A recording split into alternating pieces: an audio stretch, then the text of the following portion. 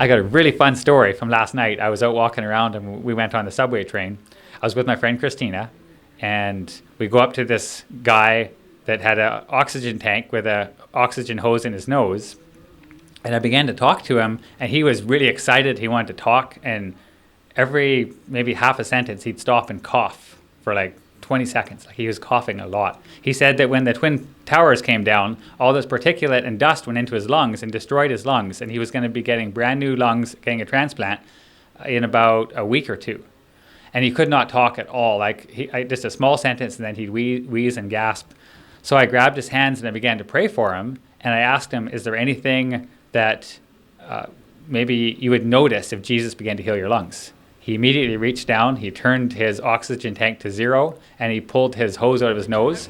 And then he put his hands out again. I prayed for him. Then he ran across the street and back, and it was noticeably different. He was still a little bit of a cough, but it was much, much better.